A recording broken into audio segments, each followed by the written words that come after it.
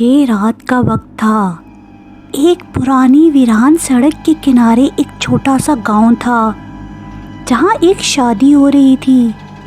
پورے گاؤں میں رونق تھی، لیکن بارات آدھی رات کے بعد آنے والی تھی جو کچھ عجیب بات لگ رہی تھی۔ بزرگ لوگ چپ تھے، جیسے کسی انجان خوف میں مبتلا ہوں۔ بارات آئی، نکاح ہوا، دلہن خاموش بیٹھی تھی۔ جب دلہا ریحان اس کے کمرے میں لے کے گیا تو ماحول یکدم بوجھل ہو گیا۔ روشنی مدھم تھی، کمرے میں ایک ٹھنڈی ہوا محسوس ہو رہی تھی جو کہ بند کھڑکیوں کے باوجود عجیب سی لگ رہی تھی۔ ریحان نے دلہن کے قریب جا کر آہستہ سے گھونگھٹ اٹھایا۔ ریحان کا خون جم گیا۔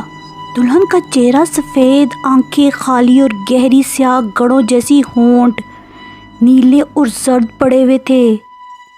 اچانک وہ آہستہ آہستہ مسکرانے لگی، مگر یہ کوئی عام مسکراہٹ نہیں تھی، یہ خوفناک اور غیر انسانی تھی۔ یہ شادی اب ہمیشہ رہے گی، تم کہیں نہیں جا سکتے۔ ریحان پیچھے ہٹا، مگر دروازہ خود بخود بند ہو گیا۔ اچانک دلہن کا رنگ بدلنے لگا، جلد سیاہ ہو گئی اور ناخن نوکیلے ہو گئے۔ ریحان کے منہ سے چیخ نکلنے والی تھی کہ دروازے پر کسی نے زور سے دستک دی۔ ریحان، دروازہ کھولو۔ یہ اس کا دوست تھا۔ ریحان نے ہمت کر کے بھاگ کر دروازہ کھولا، اور جیسے ہی دروازہ کھلا وہ دونوں باہر کی طرف بھاگ گئے۔ پورے ہال میں چیخ و پکار مچ گئی، سب مہمان دہشت سے بھاگنے لگے۔ حویلی کی دیواروں پر خون کے نشان بن گئے تھے۔ تمام تصویریں سرخ ہو گئی اور کچھ عورتیں روتے ہوئے چیخنے لگیں۔ یہ وہی منحوس دلہن ہے جس کی شادی آج سے 50 سال پہلے ہوئی تھی، اور اس کا دلہا شادی کی رات غائب ہو گیا تھا۔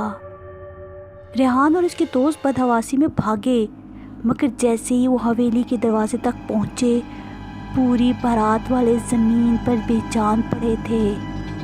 ریحان نے کانپتے ہوئے پیچھے مڑ کر دیکھا، دلہن دروازے پر کھڑی تھی، مگر اب وہ عام دلہن نہیں تھی۔